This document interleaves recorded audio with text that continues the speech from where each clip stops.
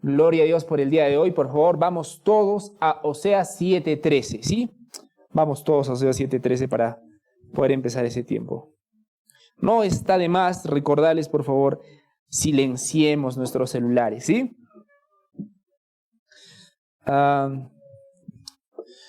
Silenciemos nuestros celulares. Mientras voy alistando.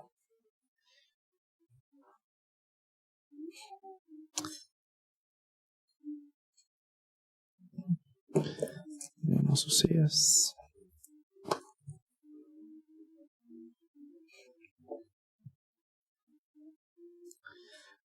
Ok, vamos a estar en Oseas 7:13 al 16 nuevamente. Vamos a silenciar nuestros celulares. Los animamos de preferencia que traigamos nuestros celulares, nuestras Biblias físicas, ¿sí? Nuestras Biblias físicas, para que no seamos de distracción. Yo sé que muchos de ustedes están con sus celulares viendo la Biblia, está bien, solo que no se ve así muchas veces. Y eso puede ser de distracción para los hermanos que estén ahí. Entonces, detalles, ¿sí? Detalles. Todo para que podamos estar más concentrados con la palabra de Dios, podemos estar enfocados en lo que se va a predicar el día de hoy, ¿sí? Entonces, hermanos, vamos a estar en Oseas 7:13 al 16, lo vamos a leer primero juntos, ¿sí? Dice así la palabra del Señor, Oseas 7:13 al 16.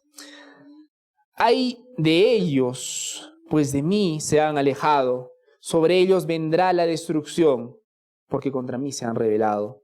Yo los redimiría, pero ellos hablan mentiras contra mí, y no claman a mí de corazón.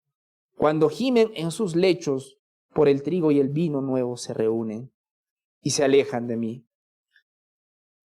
Aunque yo adiestré y fortalecí sus brazos, traman el mal contra mí. Se vuelven, pero no hacia lo alto. Son como un arco engañoso. Sus príncipes caerán a espada por las insolencias de sus lenguas. Esto será su escarnio en la tierra de Egipto. Vamos a orar, queridos hermanos. Padre Santo, nos acercamos al trono de tu gracia, Señor. Nos acercamos, Señor, y espero con un corazón contrito y humillado, Señor. Porque es a tu presencia, Santo Dios, a donde nos dirigimos. Padre Santo, te pedimos que en este tiempo obres a través de tu palabra. Te pedimos, Señor, que obres en los corazones endurecidos, Señor. Te pido, Dios mío, hay muchas personas acá cuyos cuerpos están en este lugar, pero sus mentes y sus corazones están a kilómetros de aquí. Oh, Señor, tráelos. Perdónanos, Señor, por nuestra falta de reverencia.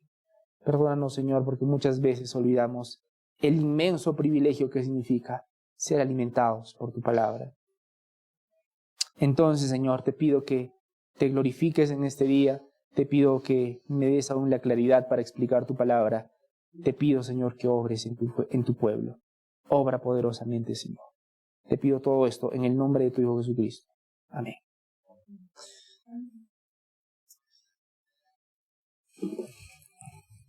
Amén. Seguimos predicando el libro de Oseas, estamos ahora en 7, nos toca del 13 al 16, hermanos. Como el título anuncia, el día de hoy vamos a hablar de muchas cosas en realidad, pero el tema preponderante, digamos, es el tema de las oraciones vacías. La prédica del día de hoy titula Oraciones vacías, un corazón dividido. Porque vamos a ver dentro de un momento que muchas veces podemos orar, podemos dirigirnos al Señor, podemos cerrar nuestros ojos, incluso derramar algunas lágrimas, pero lamentablemente muchas veces eso es un simple acto superficial, porque muchas veces tenemos personas con un corazón dividido. Y es complicado andar con un corazón dividido. No conozco una persona que ame a un joven que ame a dos chicas al mismo tiempo y que eso acabe bien. Nunca acaba bien. Y tampoco acaba bien en términos espirituales. Un corazón dividido es un corazón que dice, Dios te amo, pero también está enamorado del mundo. Es un corazón dividido, que cuando habla y se acerca a Dios, en realidad su corazón está en otro lado. El detalle es que a quien se dirige es a Dios, y a Dios nada se le escapa. Y esa es una desgracia no para Dios, es una desgracia para una persona. Yo quisiera hacerles una pregunta. ¿Qué pasa si es que tienen una pareja sentimental? Lo voy a poner así, ¿ok? Y esa pareja sentimental se acerca a ustedes y les dice, ¿sabes qué? Bueno, se dan cuenta que esa pareja sentimental no los valora, lo voy a decir así. Entonces se acercan ustedes y les dicen, bueno, vas a disculpar, nuestra relación no puede continuar porque, bueno, yo he conocido a otra persona, qué sé yo. He conocido a otra persona. ¿Cómo reaccionarían ustedes, hermanos y hermanas, si su pareja se les acerca así? Se les acerca y le dicen, mire, tenemos que terminar. Entonces yo he conocido a otra persona, me tengo que ir y ya, acá lo dejamos, ¿no? ¿Cómo reaccionarían ustedes, hermanos? O de pronto algunos ya lo han pasado, ¿de dónde sé yo? O de repente ustedes han sido una de esas personas, tampoco lo sé. Pero ¿cómo reaccionarían si ustedes fueran esas personas? ¿Les dan su bendición? ¿Qué dicen? Bueno, yo creo que la mayoría de nosotros reaccionaríamos no tan bien, ¿no? Normalmente, por lo que veo, la reacción es, si te quieres ir, vete, ¿no? Ya vete, yo te voy a rogar, por favor, vete. ¿Miento, queridos hermanos? ¿Esa es nuestra reacción normal? Sí, es la verdad. Pero miren que el pueblo de Dios le es infiel a Dios mismo. Y nuestro Señor no es como nosotros. Y qué bueno que no sea como nosotros. Nuestro Señor ve la infidelidad de su pueblo, queridos hermanos, y en lugar de indignarse, bueno, se indigna por supuesto, pero en lugar de reaccionar y decir, ya vete, yo no te voy a estar rogando, el Señor dice, ay de ellos. Y así empiezan nuestros versículos el día de hoy, con un lamento por parte de Dios. Pero noten, no es un lamento por Él, Él es Dios. Él no nos necesita, Él es autosuficiente, Él es Dios, queridos hermanos. Nosotros lo necesitamos. Y este versículo inicia diciendo, ay de ellos. Es un pesar por nosotros, es un pesar por su pueblo, es un pesar de alguien que realmente ama a la otra parte sin que se lo merezca. Entonces nuestro versículo el día de hoy comienza diciendo, ay de ellos, pues de mí se han alejado. Qué hermoso, queridos hermanos, qué maravilloso que nuestro Dios no sea como nosotros, porque ahí cuando nosotros diríamos, vete a mí que me importa, nuestro Dios se compadece y se duele. Y la reacción de nuestro Dios cuando nos acercamos en pos de nuestros ídolos, en pos de nuestras, discúlpeme el uso de la palabra, estupideces, nuestro Señor no es como nosotros, insisto. Él dice, ay de ellos, pues de mí se han alejado. ¿Y por qué dice ay de ellos, pues de mí se han alejado? Lo vemos también en el versículo número 13. Dice así la palabra del Señor, sobre ellos vendrá la destrucción, porque contra mí se han rebelado. Cosa interesante, queridos hermanos, porque noten que en este versículo está mostrando un principio muy importante. Alejarse de Dios finalmente es sinónimo de rebelarse contra Dios. Alejarse de Dios es rebelarse contra Dios. Conocen a personas que dicen, bueno, yo estaba yendo a la iglesia por tanto tiempo, pero bueno, me han pasado cosas y me he alejado un poquito, ¿no? ¿Y cuán poquito te has alejado? Bueno, ya no voy a la iglesia un par de buenos años, ¿no? Entonces me he alejado un poco. Ahora, la palabra de Dios nos dice que alejarnos de Dios no simplemente es un acto de irte y dejar en pausa, en stand-by lo que habías empezado. Aquí en las Escrituras nos muestra que alejarnos de Dios es estar en rebeldía contra Dios. Porque muchos de nosotros pensamos que estar separados, que nos vamos a separar de Dios y nuestra relación con Dios ahora está en un estado de stand-by, ¿no? Está en un estado neutro. Bueno, me he alejado un ratito porque tengo problemas, tengo cosas que resolver, pero voy a volver de todos modos. Lo que no saben, queridos hermanos, es que cuando nosotros nos damos esa licencia, esa pausa de Dios, si lo puedo decir así, nos estamos engañando. La palabra de Dios es clara y dice, ay de ellos. Ay de ellos, pues de mí se han alejado. Sobre ellos vendrá la destrucción, dice la palabra de Dios. Porque contra mí se han rebelado. Y el lamento de Dios continúa. Es un versículo precioso este versículo número 7, porque a veces nos podemos sentir con la tentación de decir, claro, me estoy alejando y Dios como que se está vengando, ¿no? Y nuevamente, cometemos el grave error de pensar que Dios es como nosotros. ¿Conocen a esos ex enamorados vengativos? ¿Sí? Terminan la relación y lo único que hacen es hacerle la vida imposible a la otra persona, ¿no es cierto? Si no eres mío, no serás de nadie. Y empiezan a hacer tales cosas y tal. ¿Será ese nuestro Dios, hermanos? Ese no es nuestro Dios. Y ahora mi deseo es que veamos en su palabra por qué finalmente nuestro Dios se lamenta. Insisto, dice, ay de ellos, pues de mí se han alejado, sobre ellos vendrá la destrucción. Y no se equivoquen, nuevamente, nuestro Dios no es como nosotros. No se está vengando por habernos alejado. Él está diciendo que alejarse de nosotros es sinónimo de estar contra nosotros. Y eso es una gran diferencia. Cuando una pareja termina su relación, la vida de la señorita continúa y la vida del joven continúa. Punto. Pero entre Dios y nosotros no es así. Cuando nosotros nos alejamos de Dios, no podemos darnos el lujo de decir, bueno, yo por una parte y Dios por otra parte. La palabra de Dios dice, nos alejamos. Y eso significa inmediatamente, rebelión. ¿Y quién quiere pelear contra Dios, hermanos? Y nuestro Señor sabe que esa batalla la vamos a perder de todas maneras. Y su reacción es esta, ay de ellos. Y miren la última parte del versículo número 13, dice, yo los redimiría. Noten que el amor de Dios aún sigue en ese momento. Noten que el dolor de Dios es genuino, no es un dolor, no es un lamento como el nuestro. Yo los redimiría, dice el Señor, pero ellos hablan mentiras contra mí. Vamos a pasar al versículo número 14. Pero no quería que se me pase por alto. El Señor dice, yo los redimiría, pero ellos hablan mentiras contra mí. Eso nos muestra la actitud del pueblo de Israel. Es un Dios que estaba siempre dispuesto a ayudar a su pueblo.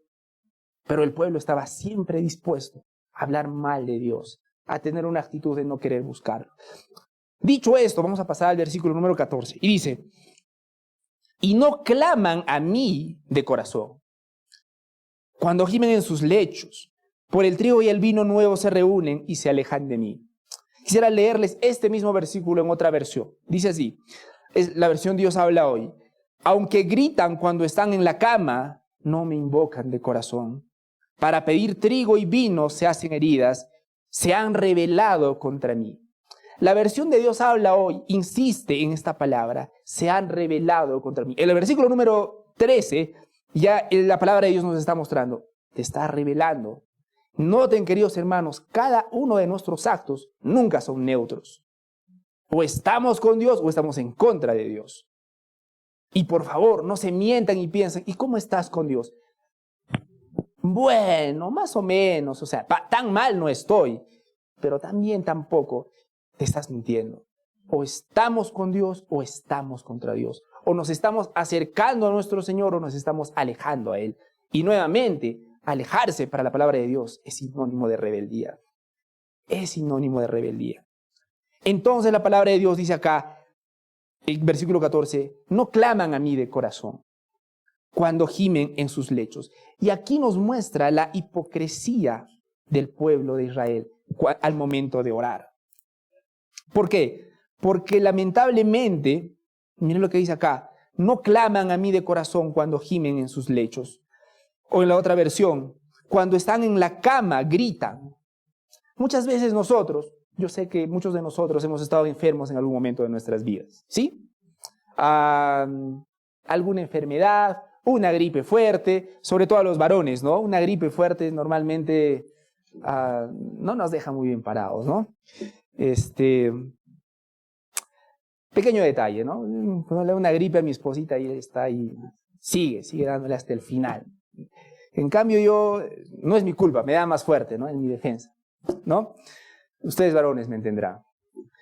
Pero lo cierto es que la palabra de Dios dice, es un pueblo que está enfermo, ¿no? Es un pueblo que está enfermo y está clamando, está pidiendo ayuda. Pero la palabra del Señor hace una observación acá. No claman de corazón. Porque una cosa es pedir a Dios y otra cosa es pedirle de corazón. Por si acaso. Está mostrando que el pueblo de Israel está clamando. Sí, Señor, ayúdanos. Pero nuestro Señor, que lo ve todo, hace una observación fulminante acá en su palabra. No claman de corazón. No claman de corazón. No claman a mí de corazón cuando gimen en sus lechos, dice la palabra del Señor. Y aquí hace un contraste. Por el trigo y el vino nuevo se reúnen. Hay algunas otras versiones, y hay unos eruditos que prefieren traducir esta palabra reúnen por mueve. Y sonaría así en todo caso. Por el trigo y el vino nuevo se mueven y se alejan de mí.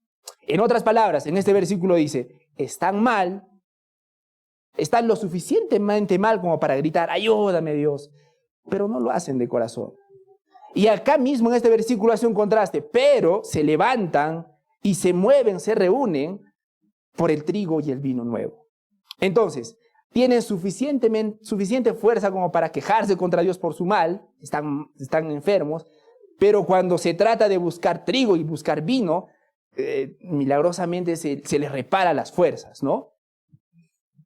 No sé si ustedes han visto, hay algún sketch de un político que primero estaba enfermo, luego para ir a la televisión se levanta y salta y de la nada se renueva las fuerzas, ¿no? Es más o menos así como muestra la palabra de Dios al pueblo de Israel. Lo único que querían de Dios eran sus provisiones. Eso demuestra que lo único que querían de Dios eran sus provisiones. Es importante que lo diga porque cuando tú ves a un pueblo que pide a Dios y no lo hace de corazón y luego tiene fuerzas para buscar el pan de cada día, simplemente demuestra algo sencillo, que buscan a Dios simplemente por las provisiones que Dios les da. Ahora, esto nos demuestra que nuestras oraciones son imperfectas delante de Dios cuando primero buscamos el vino y el trigo y no buscamos primero su reino. Miren el pueblo de Israel, le imploran pidiendo a Dios por lluvia y tiempo seco cuando las cosas se ponen difíciles. Nuevamente, es un pueblo que también está pidiendo a Dios, clama a Dios. La pregunta es, cuando claman a Dios, ¿tienen el deseo de reconciliarse con Dios? Y este es un punto clave. Aquí tenemos al pueblo, le está pasando, ya está empezando a pasarla mal y está empezando a clamar a Dios. La pregunta es, cuando este pueblo busca a Dios, ¿está buscando reconciliarse con Dios o simplemente está buscando salir del problema? ¿Está buscando reconciliarse con Dios o simplemente está buscando su trigo y su vino? Y aquí la palabra de Dios es clara. Estas personas solamente estaban buscando a Dios por su trigo y por su vino. Nada más y nada menos. Estas personas no buscaban el perdón de Dios, no buscaban restauración, solamente buscaban el trigo y el vino. Y esto nos lleva a una pregunta crucial para cada uno de nosotros. ¿Qué buscas de Dios? ¿Qué buscas de Dios? Insisto, ¿qué estás buscando de Dios? El pueblo de Israel, el trigo y el vino. Y nuevamente, no hay nada de malo. Todos acá desayunamos, almorzamos y algunos cenamos, ¿no? A los que no les cae mal la cena.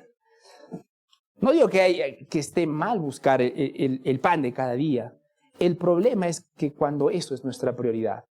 Y el pueblo de Israel demostró que la prioridad de ellos no era Dios, eran sus necesidades de trigo y vino, del pan nuevamente. Yo quiero que hagamos una pequeña pausa y nos preguntamos, ¿qué buscamos? ¿Qué estamos buscando de Dios? Cuando nos acercamos a Dios, cuando estamos orando y le decimos, Señor, Dios mío, ¿alguna vez nos hemos puesto a pensar cómo lucen nuestras oraciones? ¿Cómo lucen nuestras oraciones? ¿Estamos buscando realmente la gloria de Dios? ¿Estamos buscando, Dios mío, cómo puedo glorificar tu nombre hoy día? Padre Santo, ayúdame a ser un buen esposo y así glorificar tu nombre. Ayúdame a ser un buen trabajador. Perdóname por mi mediocridad para así glorificar tu nombre. ¿Cuántas personas oramos así? ¿Y cuántas personas lo contrario? Dios mío, estoy en este problema, quiero salir. Ayúdame a salir de este problema porque me siento mal. Y eso es buscar simplemente tu comodidad. Y la realidad es que desde el inicio, la palabra de Dios nos muestra, la mayoría de personas buscan su comodidad. Pocas personas buscan la gloria de Dios. Y el detalle es que para la gloria de Dios hemos sido hechos, hermanos. En estos versículos nuestro Señor se lamenta nuevamente. Ay de ellos, pues de mí se han alejado, dice el Señor. Y eso nos recuerda a que el pecado es lo que nos hace alejarnos de Dios. Malas noticias. ¿A quiénes tienen pecado en vuestras vidas? Todos. Quiero cerciorarme. Levanten la mano. ¿Hay alguien que no tenga un pecado en su vida? Todos, ¿no? No es necesario que alguien nos convenza de aquello. El problema con el pecado de cada uno de nosotros, claro, que algunos le dicen error, metida de pata. Oí de una iglesia en la que decidieron, en lugar de decir pecado, simplemente cambiarlo por metida de pata. Entonces, cuando se dirigían a la congregación, ya no decían arrepiéntete de tu pecado. Simplemente, bueno, metiste la pata. Y entre meter la pata y pecar contra un Dios santo hay una enorme diferencia, ¿no? Lo cierto es que todos nosotros hemos pecado, hermanos. Y el problema con eso es que el pecado nos aleja de Dios, bíblicamente hablando. Porque Dios es santo, santo, santo. Y ese es el problema entre nosotros, seres pecadores, y un Dios santo, santo, santo. No puede haber comunión. Esa comunión se vuelve imposible a causa de nuestro pecado. Y yo quiero dejarlo en claro, hermanos, porque muchos de nosotros venimos en un trasfondo que dice, bueno, Dios es mi papito y Él me va a perdonar y Él me va a buscar y Él me va a querer porque es nuestro papito. Pero bíblicamente hablando, tenemos un gran problema entre Dios y nosotros, nuestro pecado. El pecado nos separa a nosotros de Dios.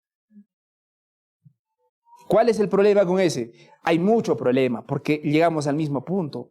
El Señor dice, ay de ellos porque de mí se han alejado. Hermanos, todos nosotros, por lo tanto, si nos hemos alejado de Dios, estamos en rebelión contra Dios.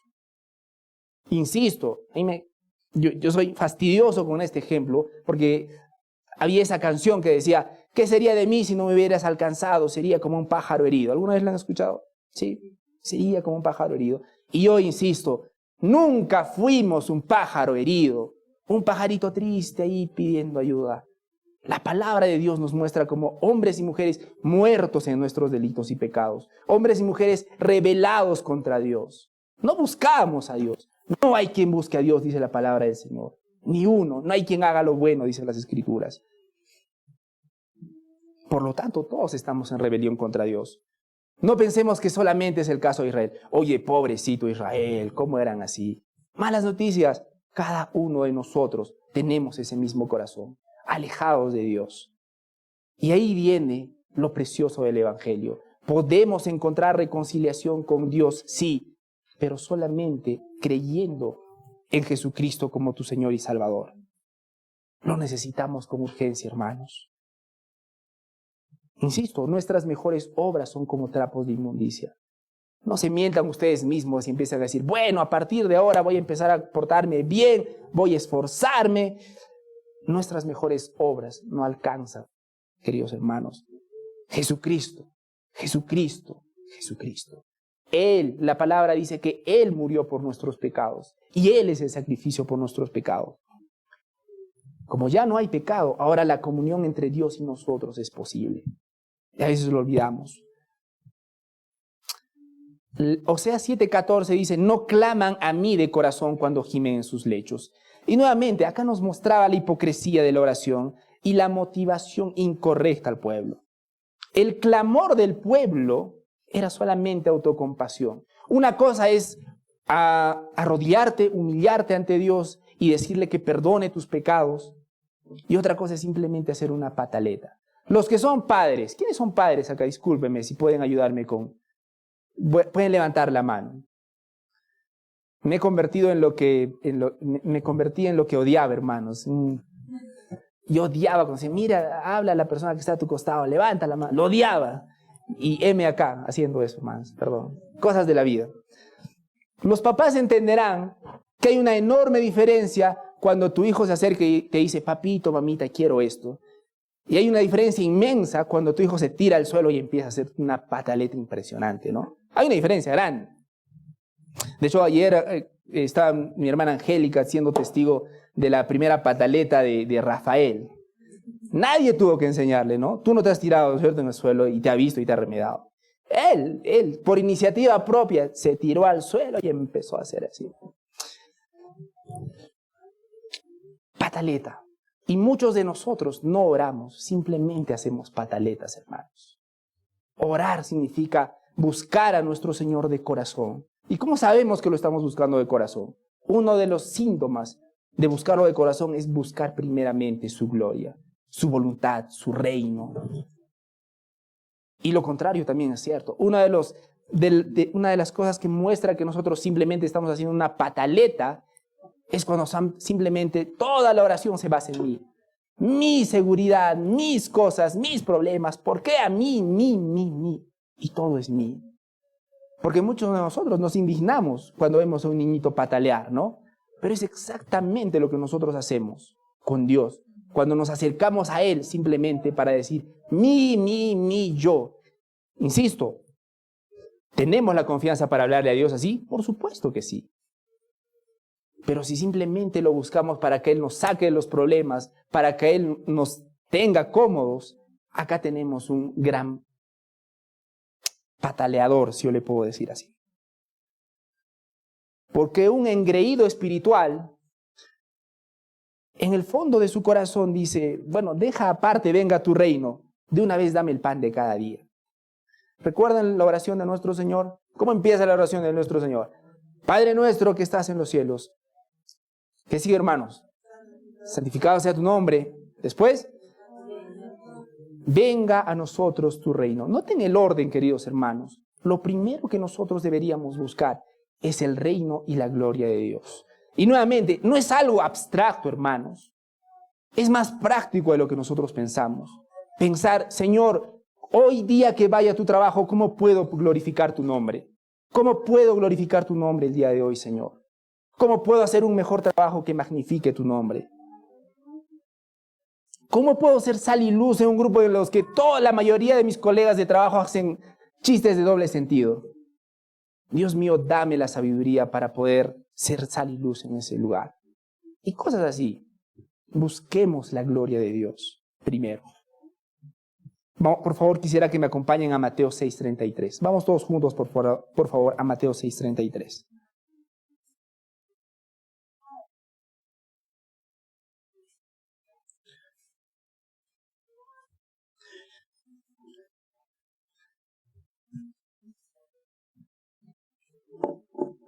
Dice así la palabra del Señor en Mateo 6:33. Mas buscad primeramente el reino de Dios y su justicia, y todas estas cosas os serán añadidas. La palabra de Dios es clara, hermanos. Busquemos primeramente ¿qué? El reino de Dios y su justicia. Y todas esas cosas os serán añadidas, promete la palabra del Señor. Si nos enfocamos, hermanos, en buscar a Dios y vivir de acuerdo a sus principios, las necesidades materiales como la comida, la ropa, el refugio, van a ser provistas por Dios. Pero enfoquémonos en vivir bajo los principios de Dios. Y no simplemente hagamos pataletas, hermanos. No simplemente hagamos pataletas.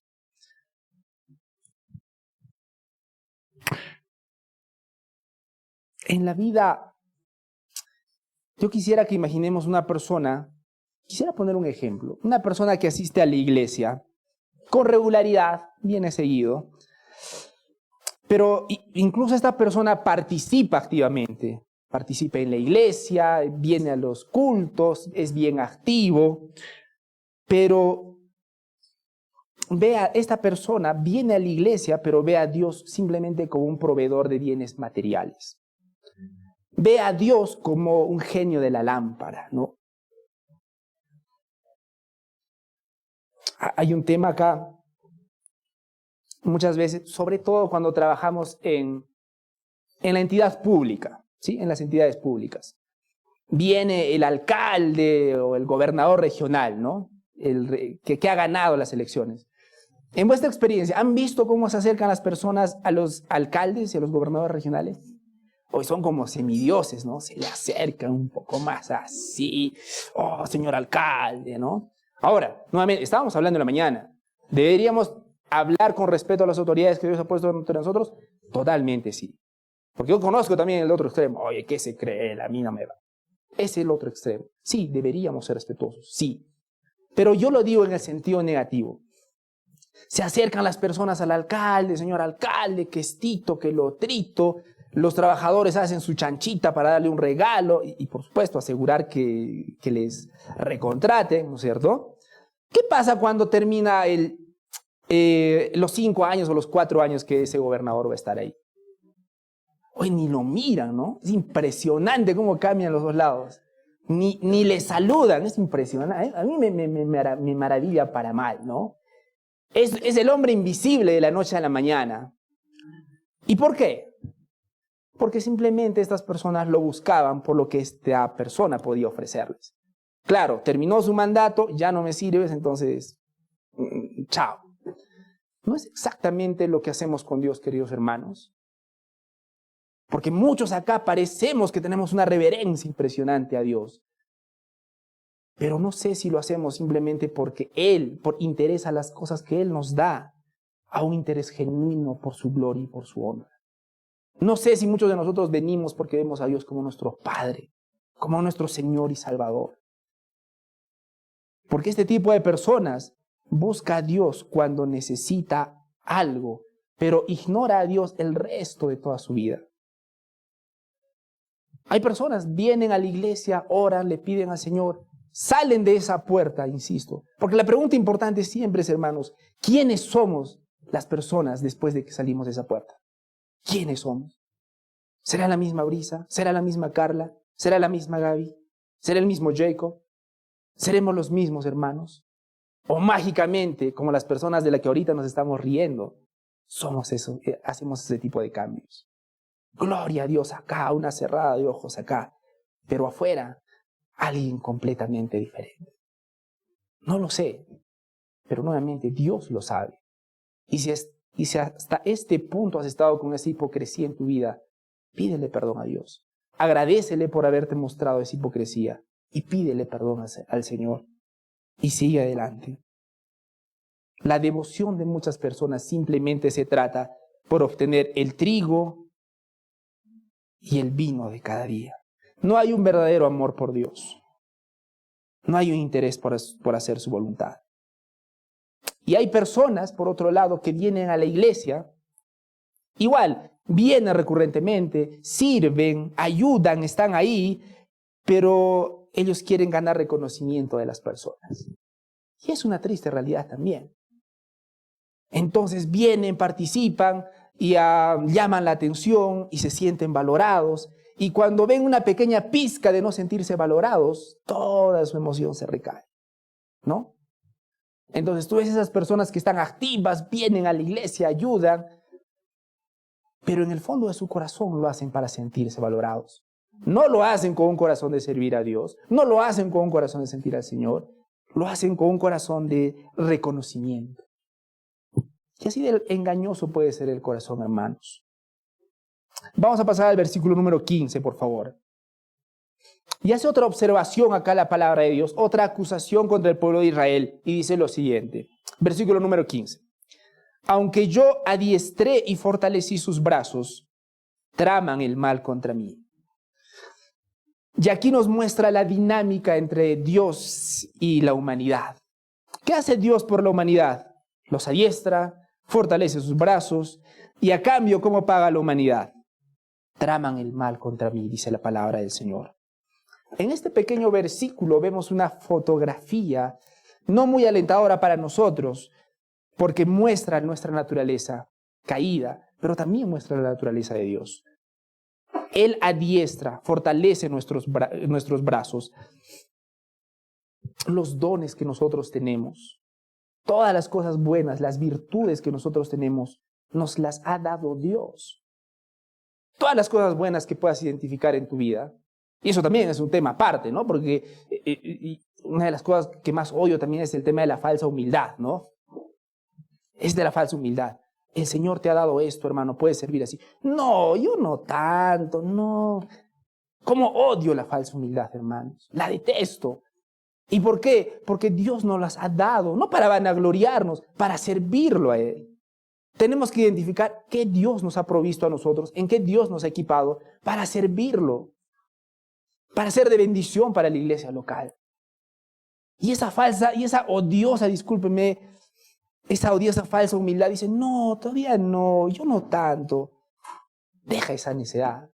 Sé diligente y busca y ve qué cosas Dios te ha dado a ti y cómo tú puedes servir a tu iglesia local, a Dios con eso que Dios te ha dado. Bueno, vuelvo a mi punto, Dios te ha dado eso. Versículo 15. Él nos adiestra, Él fortalece nuestros brazos y a algunos nos ha fortalecido mejor que a otros en los brazos, ¿no? Saludos al pastor Joe, dicho sea de paso, recordando de brazos fortalecidos. Pero lo cierto es que Dios nos ha fortalecido. Dios nos ha fortalecido. Dios nos ha guardado hasta el día de hoy. La salud que tenemos, la mucha o poca, Dios nos las ha dado hasta el día de hoy. Él nos ha dado todo lo bueno. Pero lamentablemente nuestro pago no es precisamente el mejor. En el versículo dice, aunque yo adiestré y fortalecí sus brazos, traman mal contra mí. Entonces, en este pequeño versículo vemos la bondad y la providencia de Dios, pero por otro lado vemos la ingratitud humana, la rebelión contra Dios y también la necesidad de un Salvador. Por favor, acompáñenme a Lucas 17:11. Vamos, por favor, a Lucas 17:11.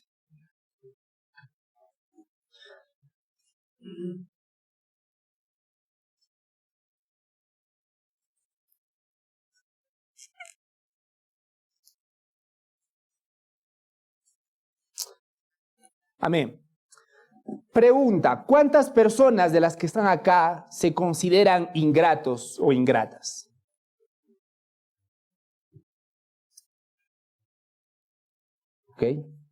Ok. Yo les he visto, no se preocupen, está bien. Gloria a Dios por vuestra tímida sinceridad. Vamos a leer juntos Lucas 17:11 al 19. Yendo Jesús a Jerusalén, pasaba entre Samaria y Galilea, y al entrar en una aldea le salieron al encuentro 10 hombres leprosos. Y la lepra no era algo muy genial en ese tiempo, ni hoy en día, por supuesto. 10 hombres leprosos, los cuales se pararon de lejos y alzaron su voz diciendo, Jesús, Maestro, ten misericordia de nosotros. Versículo 14. Cuando él los vio, les dijo, id, mostraos a los sacerdotes. Y aconteció que mientras iban, fueron limpiados. Un milagro, ¿no? Entonces uno de ellos, viendo que había sido sanado, volvió glorificando a Dios a gran voz. Y se postró rostro en tierra a sus pies, dándole gracias. Y este era samaritano. Respondiendo Jesús dijo, ¿no son 10 los que fueron limpiados? ¿Y los 9 dónde están? No hubo quien volviese y diese gloria a Dios, sino este extranjero. Y le dijo, levántate, vete, tu fe te ha salvado. Y ese es nuestro Dios, hermanos. Pero esos también somos nosotros. Esos también somos nosotros. Cuando Dios nos saca de nuestros problemas, a seguir corriendo, ¿no? ¡Wow! Por poco, tengo una estrella impresionante. Y seguimos. O bueno, algunos los disfrazamos un poquito mejor. ¡Wow! Gracias a Dios. Y seguimos. Pero la verdad, hermanos, pocos nos detenemos un rato a decir, Dios mío, gracias. Que la gloria sea a ti. Señor, gracias. Pero miren, hermanos, es nuestra naturaleza. Eran 10. ¿Y cuántos volvieron a darle gloria a Dios? Y nuevamente nosotros no somos muy distintos. Nosotros no somos muy distintos. Ya les conté que tenía un amigo que estaba animado por ir a la iglesia, iba seguido, y hasta que un día yo le pregunto, ¿y por qué vas a la iglesia, no? No, es que desde que voy a la iglesia, en el trabajo me da impresionante. Oye, no sabes, yo tenía unos problemas, y desde que voy a la iglesia, nada, todo me da bien. todo. Antes hasta mi jefe me trataba mal y ahora sí es impresionante la iglesia. Y yo le dije, ok, ¿y qué pasa si es que las cosas empiezan a ir mal? No, no digas eso, ¿cómo vas? Si estoy yendo a la iglesia. Ok, pero el mismo Dios de esa iglesia que está permitiendo que te vayan las cosas bien, puede permitir que las cosas te vayan mal o no. ¿Sí o no? Pero para él era inconcebible. Y ese día perdió un amigo, lamentablemente. No sé qué fue de su vida, no sé si sigue yendo a la iglesia. Pero lo cierto es que muchos de nosotros, en el fondo de nuestro corazón, venimos con esa dinámica. Yo conozco a personas que dicen, bueno, yo no quiero ir, no sé si ustedes están familiarizados con eso, porque yo lo he escuchado bastante. Yo no quiero ir a otra iglesia porque si me cambio de denominación me va a pasar algo mal. ¿Han escuchado eso? Esa superstición tan extendida, ¿no? Y para el colmo hay personas que realmente se cambian de congregación y empiezan a pasar cosas malas en su vida, ¿no? Realmente. Y ahí está otra frase odiosa, ¿no? Oh, pero ahí está, sí ha pasado. Y nosotros nos dejamos llevar con las circunstancias y las cosas en lugar de dejarnos llevar por la palabra de Dios. Porque la realidad es que si tú vas a una iglesia de sana doctrina, si estás en una iglesia de mala doctrina, una iglesia en la que no aman la palabra de Dios, en la que tú ves que no hay reverencia a la palabra de Dios, y tú te cambias a una iglesia de sana doctrina, y te empiezan a ir las cosas mal, la pregunta del millón es, ¿vale la pena? Vale totalmente la pena. Porque esta vida se trata de glorificar a Dios, hermanos. No se trata de nuestra comodidad, se trata de glorificarlo. Se trata de tomar decisiones para su gloria y para su honra. Y muchas veces no nos va a ir bien, eso es cierto. Pero esta vida se trata de glorificarlo, hermanos. Se trata de glorificarlo. Vamos a pasar al versículo número 16. Acompáñenme, por favor, al versículo número 16. Se vuelven, dice la palabra de Dios, pero no hacia lo alto. Son como un arco engañoso. Sus príncipes caerán a espada por la insolencia de sus lenguas.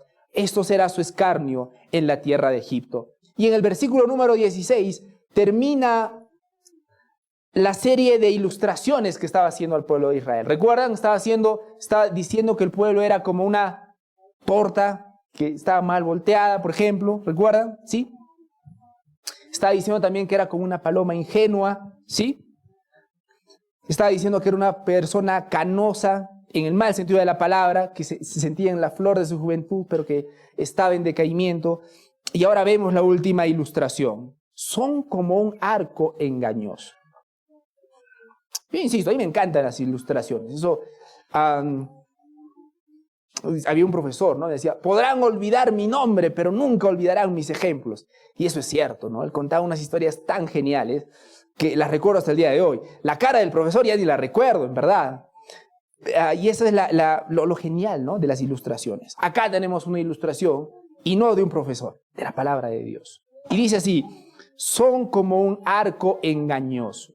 Son como un arco engañoso. ¿Han visto alguna vez un arco? No sé si lo han usado, ¿no? No creo. De pronto algunos de ustedes acá han usado un arco, el arco, ¿no? El de Robin Hood, ¿no es cierto? Bueno, aunque no lo hemos usado, tenemos idea de cómo funciona, ¿no? Agarras el arco, lo tensas y salta, ¿no es cierto? Entonces, la palabra de Dios dice, son como un arco engañoso. Mucha atención, por favor. Mucha atención. No nos distraigamos porque aunque es el último versículo, va a decir cosas importantes a nuestra vida. Yo recuerdo que la semana cuando estábamos en el otro local de la iglesia, yo recuerdo que justo en medio de la congregación siempre había una señora, la señora no de las empanadas, la señora de los tamales, ¿no? Entonces, estábamos en lo mejor de la prédica y de un momento a otro, tamales, y con un altavoz impresionante, ¿no? Entonces el pastor decía, y así hermanos, tamales, ricos calientitos, dulces saladitos, ¿recuerdan? Y era frustrante, ¿no? Y era frustrante, daba ganas de salir y decir, Señor, voy a vender tamales a otro lado, ¿no? Pero con el tiempo aprendí a ignorarlo, porque era cada domingo. Y cosas así van a ser, ¿no es cierto? Entonces ahora una niñita por ahí está gritando, Rafael está haciéndole el fondo allá al fondo. Es parte de, no nos distraigamos, queridos hermanos. Quiero ir a ese punto. Aprendamos a enfocarnos en la palabra de Dios. Amén. Versículo 16. La palabra de Dios los muestra como arcos engañosos. Ok, todos sabemos cómo funciona un arco, por lo menos lo hemos visto en las películas, ¿no es cierto? Agarras el arco, tensas, ¿qué sigue? Sueltas y el arco va a su objetivo, ¿no?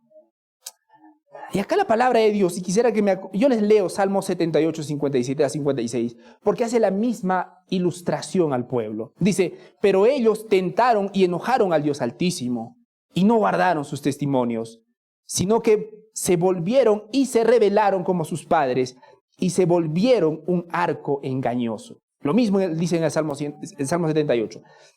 El arco engañoso. ¿Y qué nos muestra aquí en el arco engañoso? Un arco engañoso es un arco que no dispara las flechas rectamente. Es defectuoso y no cumple su propósito.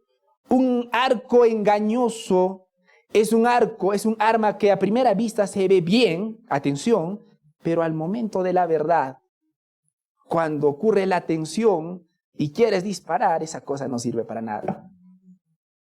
Se ve bien, pero basta con que quieras darle uso, no funciona. Y esa es la acusación que le hace Dios al pueblo de Israel, no perdamos el punto. Ustedes se ven bien, tan espirituales. Sí, gloria a Dios. Jesucristo es mi Señor y Salvador. Pero cuando empiezan a venir las tentaciones de la vida, cuando empieza a venir el dolor, cuando las cosas no salen como planeamos, se ve que realmente no adoramos a Dios, ni queremos servir a Dios. Ciertamente ese pueblo era un arco engañoso. Luce bien a simple vista, pero se quiebra ante la pequeña dificultad. ¿Y cuántos de nosotros somos así, queridos hermanos? Porque mientras más venimos a la iglesia, digamos, mejor manejamos el lenguaje, si puedo decirlo, ¿no? La paz del Señor, hermano, ¿cómo estás? Podemos escamotearnos, escondernos detrás de nuestras palabras. Lo podemos hacer. Pero la pregunta es, ¿cómo reaccionamos ante las dificultades? ¿Seremos como ese arco engañoso que al momento de la verdad simplemente no funciona? Es poderosa esta ilustración, hermanos, porque nuevamente, finalmente ese arco es lo mismo que esa torta mal volteada. No sirve para nada. No sirve para nada. El arco engañoso se ve bien, pero no es efectivo. Parece funcionar bien, se dobla, se tensa como es debido, pero en el momento de la verdad, cuando se requiere su fuerza, el arco o la cuerda se rompen y la flecha no llega al blanco. De manera similar, Israel aparenta arrepentirse y enmendar sus acciones, pero finalmente no lo hace de corazón. Pero eso también muestra una falta de lealtad y compromiso. Así como el arco defectuoso no cumple su propósito, hermanos, la falsa conversión de Israel tampoco cumplió su propósito. No retornaban a Dios ni le eran leales a Dios. Y no sé, queridos hermanos, si nosotros también estamos cumpliendo nuestro propósito. ¿Han escuchado esa palabra? Dios tiene un propósito para nosotros. ¿Lo han escuchado? Y normalmente, ¿cómo lo tomamos eso? Yo creo que normalmente cuando escuchamos que Dios tiene un propósito con nosotros, en realidad nosotros escuchamos, Dios tiene algo maravilloso para tu vida. Yo me he dado cuenta que en el fondo escuchamos eso. Tenemos una capacidad impresionante para distorsionar lo que dice Dios. La palabra del Señor ciertamente dice, Él tiene un propósito para nosotros. Y quiero utilizar nuevamente la ilustración del arco. Cuando tú agarras tu arco y lo tensas y lo usas, ¿tienes un propósito con ese arco? Sí. Cuando yo digo que tengo un propósito con el arco, yo no estoy diciendo que ese arco es maravilloso, bonito, feo. Simplemente estoy diciendo que yo tengo en mente algo con ese arco. ¿Cuál es mi propósito con ese arco? Que dispare las flechas. Amén. Cuando Dios dice que tiene un propósito con nosotros, está diciendo exactamente lo mismo. Él va a usarnos para su gloria y para su honra. Él va a usar, no necesita usarnos, pero nos va a usar a nosotros. ¿A través de quién muchos de nosotros hemos llegado a la fe? ¿No es a través de una persona que nos ha predicado el Evangelio? Aún de un video. No es un ser humano el que nos ha hablado de Dios, el que nos ha hablado de su escritura, el que nos las ha explicado. Él ciertamente nos usa. Él nos usa para sus propósitos. Y nosotros deberíamos esforzarnos para estar listos y preparados y ser usados por Él. Pero muchos de nosotros somos ese arco defectuoso. Sí, hermanos, Dios tiene propósito para cada uno de nosotros. Pero muchos de nosotros hemos decidido entregarnos a nuestro pecado, entregarnos a los placeres momentáneos de este tiempo. Y no cumplimos el propósito de Dios. ¿Cuántas de las decisiones que tomas las haces pensando en el Señor? Yo siempre pongo el ejemplo del trabajo porque es el motivo que más mueve a las personas. He encontrado el trabajo en la punta del cerro. Amén. ¿Has buscado una iglesia ahí? ¿Una iglesia? ¿Para qué? Para escuchar la palabra de Dios. Porque si no te alimentas de la palabra de Dios, ¿qué va a ser de tu vida? Y muchos de nosotros, queridos hermanos, somos ese arco engañoso. Aparente, pero no efectivo. Se ve bien, pero al momento de la verdad no funciona para nada. Y quiero ponerles un ejemplo. Imaginen una persona que está en un momento muy bajo de su vida. Le está pasando muy mal, está terriblemente mal. Se humilla ante Dios y le dice: Dios mío, sácame de esto, por favor. Sácame de este problema. Y si me sacas, Dios mío, te prometo servirte. Yo he estado ahí, por cierto. Y finalmente Dios en su misericordia lo saca de ese problema. ¿Sí? Lo saca de ese problema. Y esta persona se emociona. ¡Wow! Dios me ha ayudado. Y es cierto, Dios nos ha ayudado. Toda dádiva buena viene de lo alto, dice la palabra de Dios. Ahora esta persona empieza a ir a la iglesia, empieza a servir, empieza a leer la Biblia. ¿Sí? Luce bien a primera vista. Pero miren acá. Cuando empiezan a venir las dificultades y cuando la presión aumenta, regresa a sus antiguos vicios. Y claro, se justifica él mismo culpando a los demás, ¿no? Esta persona se va a desanimar fácilmente, abandonando sus promesas de cambio ante el primer obstáculo. Este arco engañoso, hermanos, representa a una persona que luce bien y ante la primera dificultad se viene abajo. Y van a haber dificultades en nuestras vidas y algunos nuevamente ya le estamos pasando. Pero ahí es donde se va a demostrar nuestro carácter. Las circunstancias difíciles no cambian nuestro carácter, lo revelan. Las circunstancias difíciles no cambian nuestro carácter, nuevamente lo revelan. Algunas personas dicen: no, es que yo no soy así, es que las personas me trataron mal. Te equivocas. Simplemente Dios reveló a través de esa circunstancia, a través de esa presión, lo que realmente había en tu corazón. Y no sé si muchos de nosotros estamos sirviendo a Dios de corazón, estamos siendo vasos útiles para Él, o simplemente estamos siendo ese arco defectuoso. La palabra de Dios finaliza diciendo en el versículo 16: sus príncipes caerán a espada por la insolencia de sus lenguas. Esto será su escarnio en la tierra de Egipto. Y vuelve al punto de los versículos anteriores, el orgullo de los príncipes hacía que ellos piensen que no necesitaban a Dios. Y este versículo aún nos muestra lo que iba a pasar con Israel. Sus príncipes iban a caer a espada, y lo cual realmente pasó. Por la insolencia de sus lenguas, dice la palabra del Señor. Termino con esto, con esta palabrita: por la insolencia de sus lenguas, dice el Señor. Muchos de nosotros venimos de iglesias en las que dicen: oye, no digas eso, porque la palabra tiene poder. ¿Han escuchado eso? Bien conocido, ¿no? Por favor, cuídate de tu salud, porque, mira, si es que te pasa algo, mira, tú tienes que tomar decisiones en tu vida. No digas eso, porque la palabra tiene poder. ¿Han escuchado eso? Lo cierto es que la Biblia dice que la palabra tiene poder, sí, pero la palabra de Dios, no nuestras palabras. Nuestras palabras no crean realidades. La palabra de Dios sí. ¿Cómo demostramos eso? Dios dijo, hágase la luz. Y se hizo la luz. ¿Correcto? Nosotros no. Y tenemos que recordarlo porque hay muchas iglesias, lamentablemente, que desvirtúan la palabra de Dios. ¿A qué quiero ir con esta pequeña reflexión? Muchos de nosotros somos tan cuidadosos con no decir esas palabras malas, de mal augurio, lo que quieras, y no nos somos cuidadosos cuando no somos insolentes con Dios. Por ejemplo, nos ponemos nerviosos cuando decimos, hoy no digas que me voy a enfermar porque puede pasar.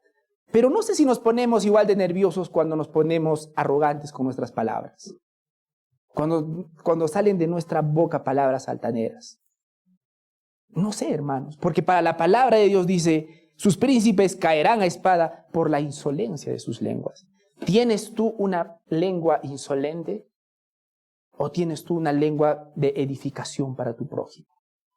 Gloria a Dios si es lo segundo. Pero para lo primero, hermanos, nuevamente arrepiéntete. Entonces, hermanos, espero que la palabra de Dios nos haya hablado poderosamente el día de hoy. Poderosamente el día de hoy. Las Escrituras nos dicen, nos muestran el pecado de Dios, pero muchos de nosotros vamos a decidir continuar siendo los mismos. Esa es una triste realidad. Tal vez este ha sido un momento de reflexión, un momento de pensar, un momento de pedirle perdón a Dios. Lo triste es que para muchos de nosotros, saliendo de esa puerta, vamos a ser exactamente los mismos y sin ningún cambio. Y tú puedes hacerlo, pero simplemente quiero terminar recordándote lo que dice la palabra de Dios sobre ti.